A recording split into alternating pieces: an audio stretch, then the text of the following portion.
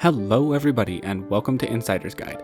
Today we're wrapping up our discussion of Banff's Sunshine Village, one of the most beautiful resorts in North America.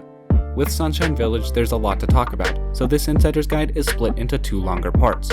In this part we'll cover the upper mountain of Sunshine Village. If you haven't already, go check out part A to get some great background on Sunshine and learn about the lower mountain areas. So with that, let's continue in Insider's Guide to Ski Resorts, Sunshine Village.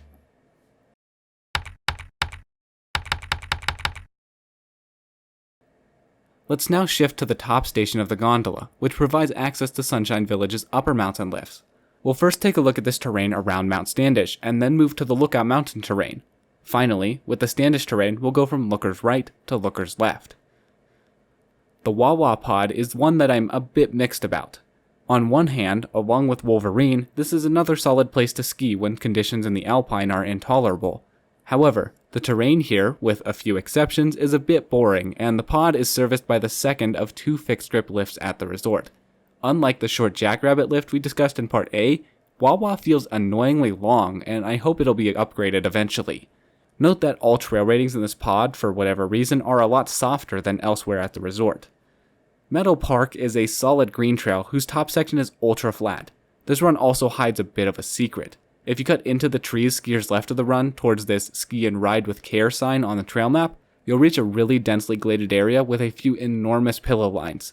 This zone is about as challenging as the freeride areas, so I'd only recommend it to those who are comfortable with large mandatory cliff drops. If you choose to ski this zone, you'll merge onto the Powerline Trail and end below the Wawa Pod and Gondola Midstation, so you'll have to take Wolverine and then TP Town LX to get back to the upper mountain. Coral Cutoff, as we talked about in part A, is the primary way of reaching the Powerline Trail from the Wawa Pod. Shaken Not Stirred is a mellower tree run with some enjoyable rollers. Tin Can Alley is a decent enough intermediate cruiser, although there are several better intermediate cruisers elsewhere on the upper mountain. Tin Can trees are exactly what they sound like, and are wide open at the top and tighter towards the bottom. Wawa Bowl is the signature cruiser in the pod, but like I said, there are better groomers elsewhere on Goat's Eye and Lookout Mountain. Moving to the looker's left side of the lift, the old T-bar lift line is always bumped up. Birdcage is a very mellow run that I believe is on rotational grooming. When it's groomed, it's mellower than some intermediate cruisers elsewhere at the resort. Star Trek is a widely spaced tree run that's suitable for advanced intermediates. Now we get to arguably the best terrain off Wawa, the Paris runs. Like Meadow Park, accessing these runs requires some brutal catwalking to reach. The Paris runs are very short, but all require either a cornice or cliff drop into a mogul field. This sounds pretty unpleasant on paper, but it's actually a good bit of fun since the snow here is typically on the softer side. There's an unmarked lake right below Paris Basin that mandates some really annoying catwalking, so I wouldn't really recommend lapping this zone. Waterfall is arguably the most unique run in this area and is exactly what it sounds like. The waterfall freezes in the wintertime and can be really fun to ride, although it's always a touch icy. The only downside is that due to the very nature of the run, it's inconsistently open. If it is open during your visit, it's worth checking out. Moving on to the Standish pod. Unpopular opinion, but I'd say that this is my overall favorite pod at Sunshine. The variety here is really good, as the pod starts in the Alpine, but then filters into more tree-defined steeps. If you're looking for fast, technical laps, this is the place to be. However, note that trail designations here are on the tougher side compared to other places at the resort. Borderline and Creek Run are the only green trails off Standish, and while the top sections are great, both runs merge onto the ultra-flat and congested Prune Pickers Pass. Therefore, if you're going to do them, I'd recommend coming here early in the day before things get too busy. Bunkers and Little Bunkers are essentially two halves of one groomed run and are fun, but not as long as groomers elsewhere on the mountain. Big Bunkers is always bumped, and is a good one to bail onto from the tougher trails lookers left of it. Donkey's Tail is similar to Big Bunkers, just a bit steeper. These virgin chutes are some of the toughest trails on the pod, and are, in my opinion, on par with some of Sunshine's double black runs. They're very steep, bumpy, and have some pretty narrow corridors.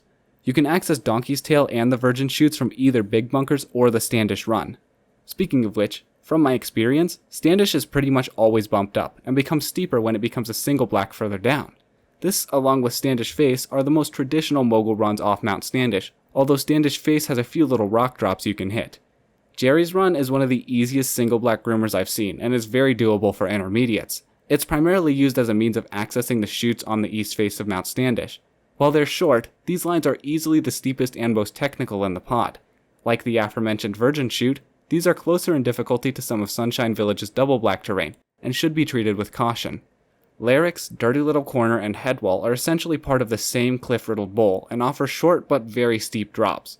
Most paths here require mandatory air, although this is contingent on seasonal snow totals.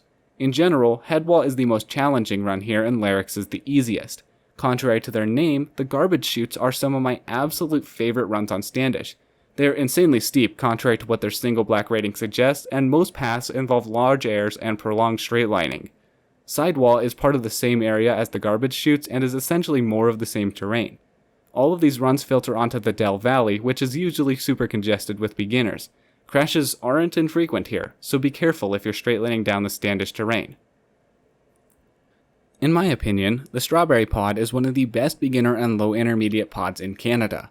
Other than the Dell Valley Trail, the runs here are pretty isolated and offer great places to learn. Even the intermediate trails are on the mellower side, which makes them great for progression. We just talked about the Dell Valley, so we'll move on to the remaining runs in the pod. Strawberry Face and Snow Snake are both pretty mellow with only one true intermediate pitch. Bounty's Bowl is the mellowest blue here and quickly merges onto the adjacent Rock Isle Road.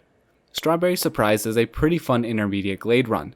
Rock Isle Road is the best beginner run in the pod and also the most direct way to get to the Great Divide Lift, which you can see here. Towards the end of the run, you have a few options to return to Strawberry, both of which get decently skied out. If you take the first left, you'll encounter a slightly steeper but short face. The second left will take you to a large gully underneath the Angel Lift. It's also worth knowing that directly under the Strawberry Lift is a terrain park designed with the beginner nature of the pod in mind. Finally, let's move on to Lookout Mountain, not to be confused with Lookout Mountain at North Star. If you know, you know. Lookout Mountain is home to the best views and most wide open terrain at the resort. However, this area is really exposed and is one to avoid in unfavorable weather.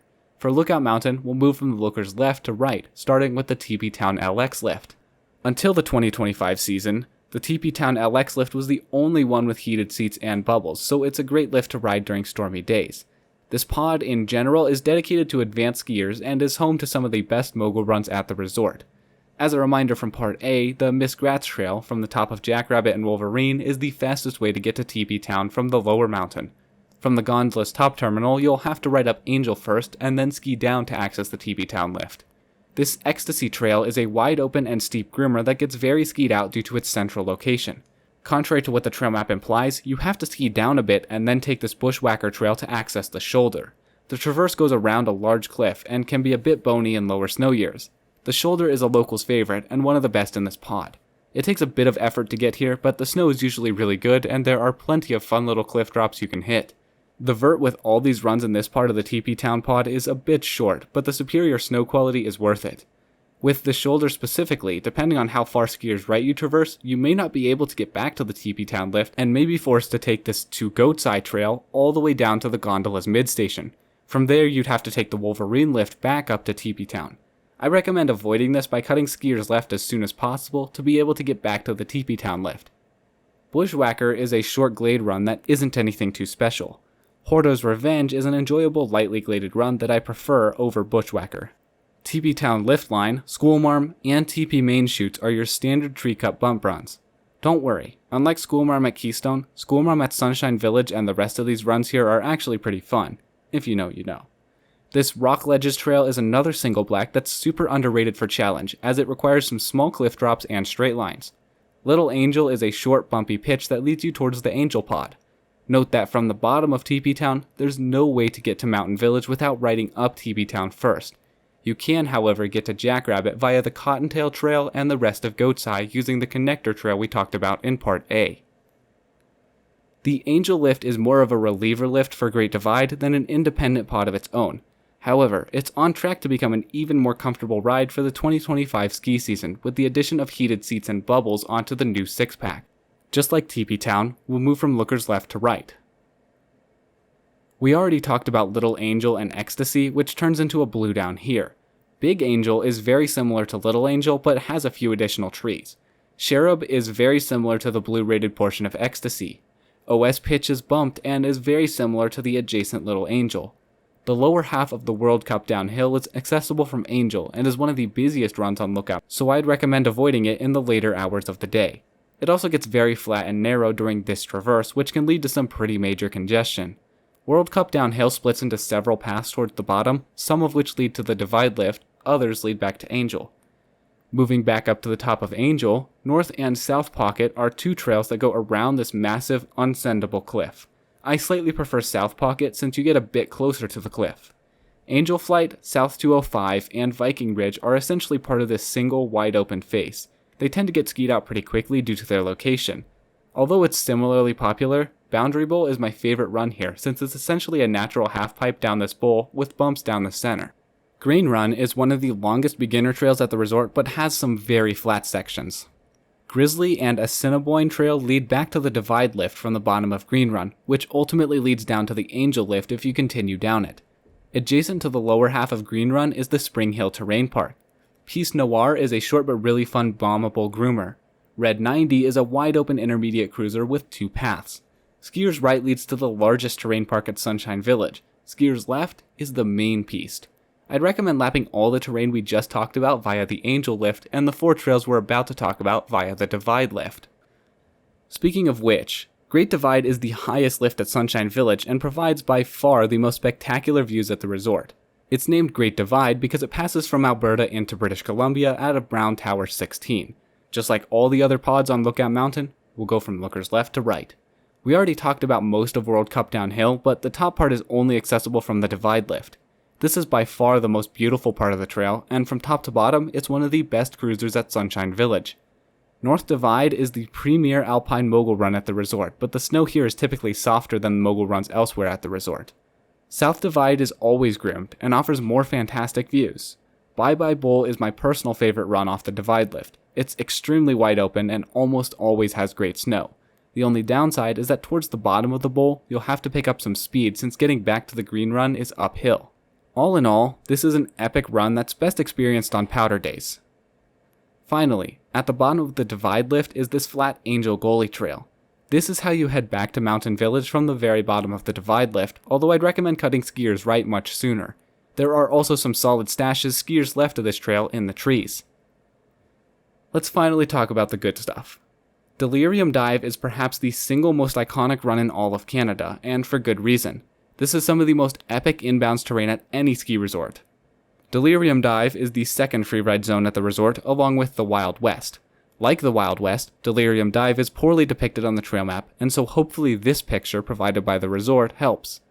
As you can see, Delirium Dive is more of a massive cirque than a singular run.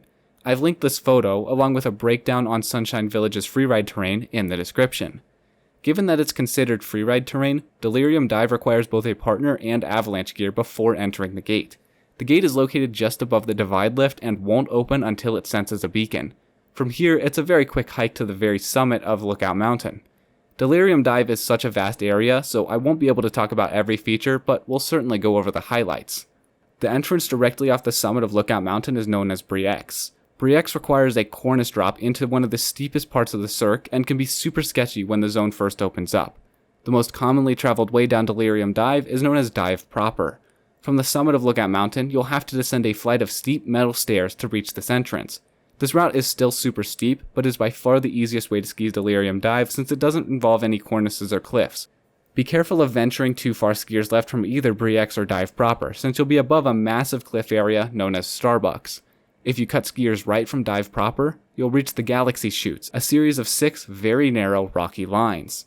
Alternatively, past the entrance to Dive proper, you can access the Galaxy Chutes by hiking up Galaxy Ridge. Note that this method is infinitely more extreme than simply traversing in from Dive proper. From the ridge, some of the chutes require down climbing, or even a mandatory drop. If you continue up Galaxy Ridge, you'll eventually reach Milky Way. Due to the difficulty of reaching it, the favorable aspect, and its high elevation, the snow here is typically the best at the resort. However, you do have to watch out for the massive cliffs below this face and cut Skier's Left early on. It's really easy to get cliffed out in Delirium Dive, so I'd recommend finding a local to ski with during your first lap. While most of this terrain isn't as extreme as people make it out to be, make sure to treat it like a backcountry run here due to all the unmarked hazards. With Delirium Dive, you'll end up well below the divide chair and be forced to ski back to the gondola mid-station. If you go Skier's Left, you'll merge onto the To Goat's Eye trail we previously mentioned. Although it takes a bit more effort, I prefer to cut skiers right towards Fat Boy, as the glades here often hold untouched snow. Either option brings you to the gondola's mid-station. From here, the fastest way back to the top of the dive gate is the gondola to Strawberry to Great Divide. Finally, this insider's guide would be incomplete without at least briefly mentioning the safety closure area on the trail map adjacent to Delirium Dive. This terrain was formerly known as Silver City. Let's just say, there's a very good reason this zone was closed. I'm seriously confused as to how terrain this ridiculous was even accessible to the general public in the first place. I've linked an article about the history of Sunshine's freeride terrain in the description that details the Silver City zone if you're curious and want to learn more about it. Although please, please, please, don't even think about ever ducking the rope to ski it. Alright, that about wraps it up for Sunshine Village. If you haven't already, go check out Part A to hear about the rest of Sunshine Village, or go check out another episode of Insider's Guide, all about other fine resorts around the world. As always, please leave any questions down below. Thank you all so much for watching. All my love, I'm out.